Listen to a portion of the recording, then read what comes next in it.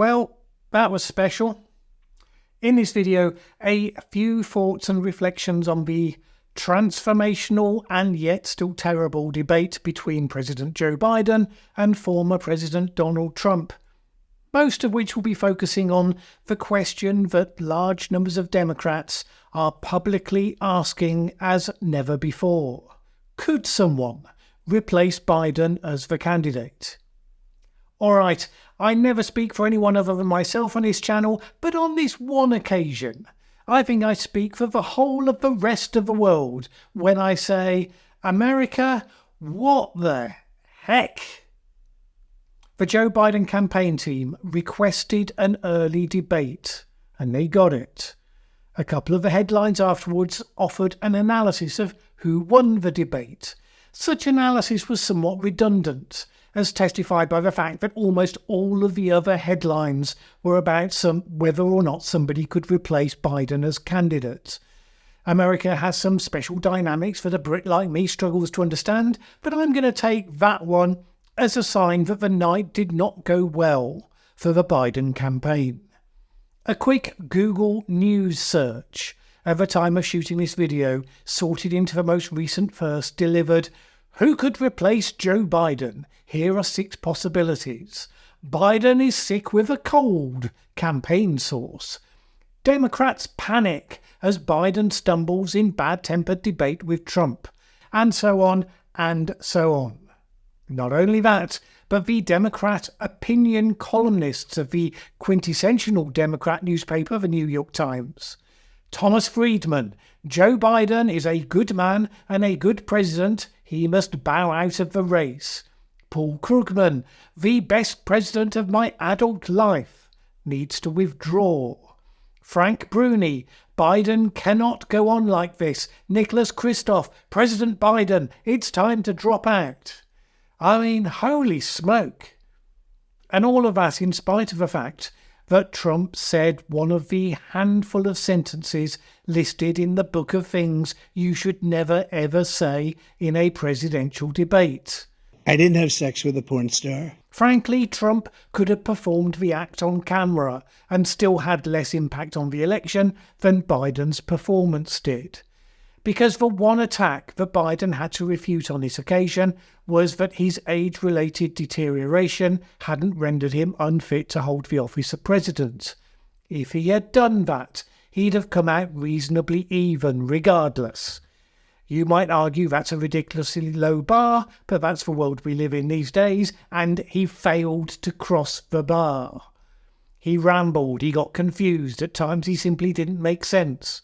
And Trump's ultimate kill shot came down to this. Border Patrol and more asylum officers. President Trump? I really don't know what he said at the end of that sentence. I don't think he knows what he said either. You can add to the fact that the debate format, where candidates were shown side by side so you could see the expression on the face of the non-speaker, and where they were unable to constantly interrupt and barack each other, that's played extremely well for Trump on this occasion. First, while he was pulling all the usual range of Trumpian expressions while Biden was talking, even Biden's political allies noted that the president often looked vacant and slack-jawed while Trump was talking. All of it just fed into the overall impression. Trump had, to all appearances, learned the lessons of his bad performance in the first debate in 2020, and while he couldn't always help but indulge himself sometimes, by and large he was more restrained and dignified than he was before. And even when he was talking self-aggrandizing drivel, which at times he certainly was, he came across as cogent, in control, and, dare I say it, more presidential than his opponent. The small number of Biden apologists pleaded that he was just having a bad day, everyone has a bad day, and besides he had a cold. But it doesn't wash anymore. For the last few years, Americans have been told that although Biden often looks lost in public, in reality he's still sharp and competent and up for another term in office. Most people watching could easily reflect on when they have had a bad day and they have had a really bad cold, and they still know it wasn't as bad a day as what they saw throughout the debate. Telling the voters that they didn't see what they clearly saw is not, I would suggest, a winning political strategy. The big question then is how transformational a moment is this? Certainly, by all accounts, a strong majority of senior Democrat politicians think that it's pivotal. It's not as though they hadn't been warned plenty of times. New York Times columnist Ezra Klein had earned condemnation from them for publishing a column a few months ago saying that Biden should step aside. Democrat-leaning comedian Bill Maher had done a spot calling him Joe Biden Ginsburg, comparing him to the Supreme Court justice who refused to step down during Obama's terms of office when she would have been replaced by a Democrat appointee. The question is, while the debate apparently changed everything for various left-leaning politicians and commentators, did it change anything at all for the only two people who really matter? Because right now, Biden won his primary. There is no mechanism to remove him as the candidate unless he chooses to step aside. And consistently to this point, Biden has refused to entertain the idea. And certainly in the immediate aftermath of the debate, he'd said that he thought he did a pretty decent job.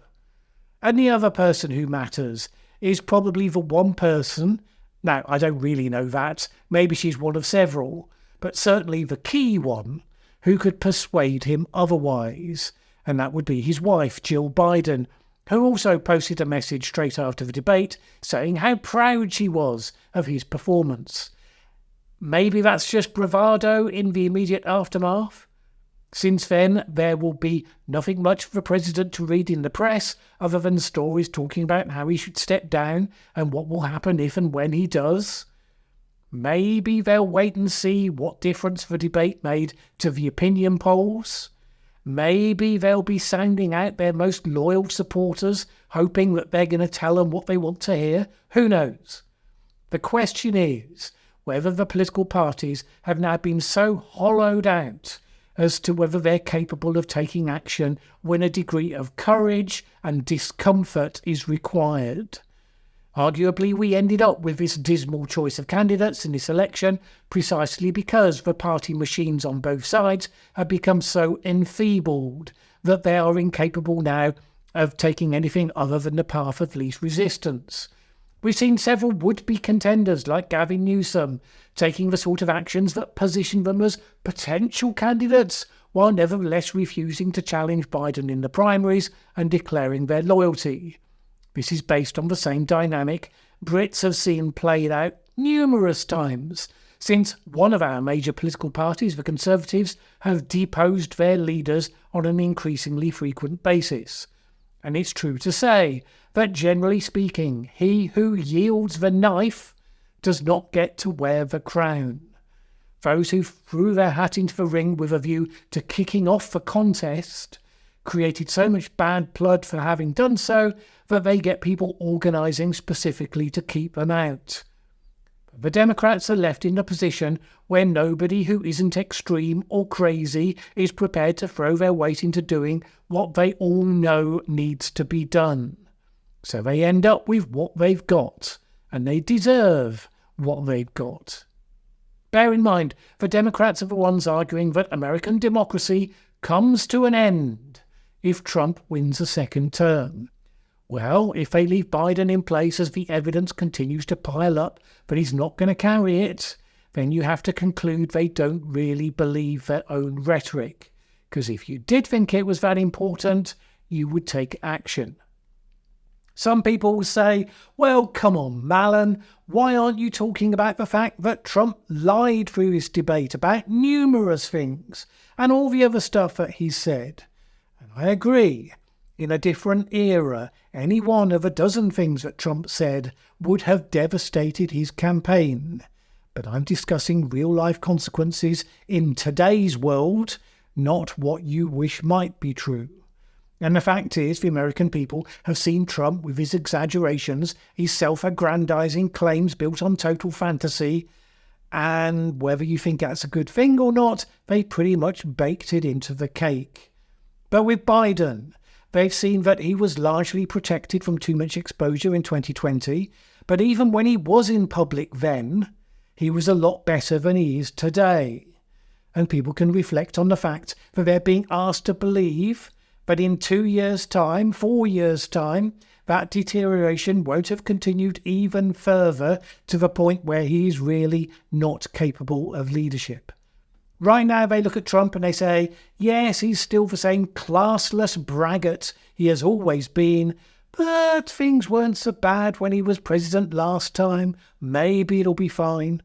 That's the comparison they're making, whether you like it or not. So if you think that's a problem, lots of people do, the question is then what they will choose to do about it. Now, of course, some people have pointed out it's not as though Biden is the first president to have a bad debate. Barack Obama had a poor first debate against Mitt Romney. Ronald Reagan had a poor first debate against Walter Mondale. And both of them went on to do a lot better in the next one, and, importantly, went on to win their second terms in office. Arguably, though, this was on a different level to just a bad performance on the night, because this was about Biden's overall fitness to serve, and it wasn't just a slip, and it wasn't just that the other guy landed a couple more blows. It was that he played out people's fears, amplified to the worst degree, pretty much throughout the 90 minutes. Really hard to imagine there's any coming back from that. So, what happens next? This weekend, we'll see lots of goings on behind the scenes. If Biden is going to voluntarily accept that he's run out of road, I expect it to happen relatively quickly. You could argue that having insisted on the early debate, the Democrats do at least have the benefit that they have some time left to sort themselves out. Of course, some argue that gives Biden time to recover. The question isn't whether he's got the time to recover, but whether he has the capacity to recover. If we get to the end of the next fortnight and nothing substantial has happened, I'm willing to bet the opportunity door will have closed, and in spite of a bit of impotent wriggling by those who can read the obvious, nevertheless the party will try to tough it out. In which case, they will have effectively gifted the country to Trump for the next 4 years. To the degree that will be quoted as a political case study for centuries to come. Assuming we're all still around for that long.